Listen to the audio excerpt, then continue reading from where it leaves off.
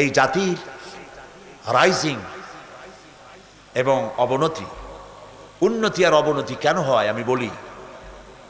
এই জাতির হাতে যতদিন ছিল কোরআন আর শামশির, ততদিন পর্যন্ত পৃথিবী এই জাতির পায়ে চুমা খাইছে। আর যেদিন কোরআন আর শামশিরের পরিবর্তে মুসলিম জাতির হাতে এসেছে তবলা, বেহালা, তানপুরা, হারমোনিয়াম, সারিন্দা, নারিন্দা, সারে গামা, পাদানিসা, বাবা খালু, মামা নানা, কপাল তখন থেকে পড়া শুরু হইল, ঠিক না? হায়রে মুসলমান, কি নাচ! মেয়ে লোকের মতো চুল, এত বড় বড় পুরুষ, এত বড় বড় চুল, একবার এদিকে একবার ওইদিকে। এগুলো মানুষে দেখে, ওপেন কনসার্ট। আর এই গানের নাম পাপ গান নাকি? কপাল পোড়া, এগুলো মুসলমান? নাউযুবিল্লাহি মিন যালিক। আল্লাহ রহম করুক জাতির উপরে, বলি আমিন। চলুন আবার ফিরে যাই স্পেনে। মুসলমানেরা যখন এই দেশ শাসন করতেছিল 800 বছর এদেশ শাসন করল, শেষ পর্যায়ে গিয়ে মুসলমানেরা আত্মভোলা হয়ে গেল, যা এখন আমরা হইছি। এই অবস্থা হলো, কোরআন থেকে ডিটাচ হয়ে গেল, গান বাজনা, সন্দেহ। আমি আতাউর রহমান সাহেবকে বিশ্বাস করি না, উনি আমাকে বিশ্বাস করেন না। আমি ওনাকে সন্দেহ করি, উনিও আমাকে সন্দেহ করেন। নেতাদের অবস্থা এই হয়ে গেল, পারস্পরিক সম্পর্ক বিনষ্ট হয়ে গেল, ঐক্য আর রইল না।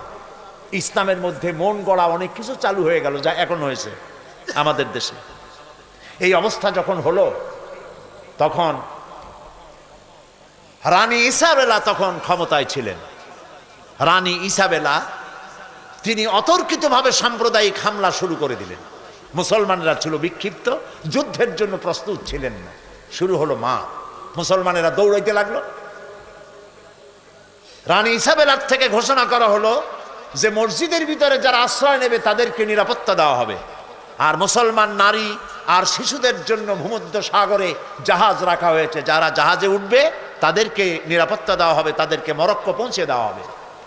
সরল বিশ্বাসে মুসলিম নারী আর শিশুরা গিয়া জাহাজে উঠলেন। জাহাজ ছেড়ে দেওয়া হলো। কিছু দূর যেতে না যেতেই জাহাজগুলো ছিল ফুটা, পানি প্রবেশ করে মুসলিম নারী আর শিশু হাজার হাজার সলিল সমাধি হয়ে গেল। 40,000 মুসলমান ঢুকেছিল কর্ডোবার মসজিদে। বাইরের থেকে তালা বন্ধ করে দেওয়া হলো দরজা, ভিতরে কেরোসিন ঢেলে দিয়ে আগুন জ্বালায় দেওয়া হলো। 40,000 মুসলমান পুড়ে ভস্ম হয়ে গেল। যারা বাইরে ছিল তাদেরকে হত্যা করা হচ্ছিল। পাশেই একটা ছোট্ট নদী, নদীর পাশে গিয়ে দাঁড়ালাম, আমার বুক ফেটে কান্না আসতে লাগলো।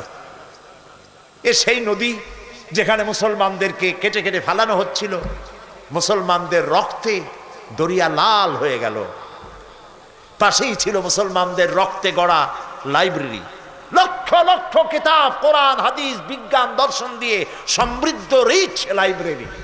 সমস্ত বইপত্র এনে তারা ফেলে দিল নদীর মধ্যে, নদীর স্রোত বন্ধ হয়ে গেল।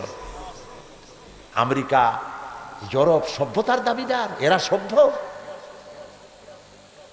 হাজার হাজার বছর পর আজ আবার এই আমেরিকানরা আবার যখন ওই ঘটনার শত শত বছর পরে ইরাক দখল করল, ইরাকে ঢুকেই হাজার বছরের আরব সভ্যতার সব নিদর্শন, কিতাবপত্র তারা পোড়াইয়া, চুরি করিয়া, লুট করে শেষ করে ফেলেছে।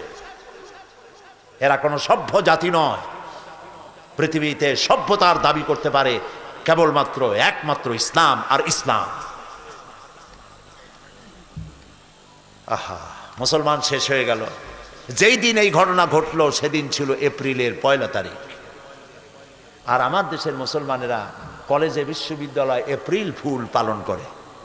1 এপ্রিল করে না? রাজশাহীতে করে না? প্রিয় ভাই সব, এরা বুঝতে পারে না যে কি করতেছে, হয়তো জানে না, অথবা জেনেও ভুল করছে। যেদিন আমার মুসলমান পোড়াইলো, এখনো 1 এপ্রিল স্পেনে আমি শুনে এসেছি, স্প্যানিশরা তারা 1 এপ্রিল মুসলমানদের মতো লম্বা জামা গায়ে দেয়, মুখে দাড়ি লাগায়, মাথায় টুপি, অথবা রুমাল দিয়া ওই যে আরবে যে এগুলো পেঁচায় ওইরকম একটা মাথার উপরে রাখে, রাখা সারা রাত মদ খায় আর নাচে। এই দিন মুসলমানদেরকে আমার দেশ থেকে বিদায় করতে সক্ষম হয়েছিলাম। যেদিন তারা মুসলমান বিদায় করলো, পোড়ায় মারলো, আমরা সেই দিনকে অবজার্ভ করি। ইন্না লিল্লাহি ওয়া ইন্না ইলাইহি রাজিউন। জাতির জন্য দুর্ভাগ্য। আমি তাই দৃষ্টান্ত দিতে গিয়ে বলি, বাজার থেকে একটা লোক দৌড়াই আসতেছিল। লোকেরা বলে দৌড়াও কেন? কয় যে মানির মান আল্লাহই রাখে। কয় কেমন কথা? কয় আব্বার সাথে গেছিলাম বাজারে, বাজারের লোকেরা আমার বাপের জুতা দিয়া এমন পিটাইলো, আল্লাহর রহমতে আমারে কিচ্ছু করতে পারে নাই। মানির মান আল্লাহই রাখে। ওর বাপের জুতা দিয়ে পিটায় আর ওরে কিছু করে নাই, এটা তার গৌরবের বিষয়। আমার মুসলমান মারলো, পোড়াইলো যেদিন, সেই দিন এপ্রিল ফুল পালন করে মুসলমানের সন্তানেরা। নাউজুবিল্লাহ।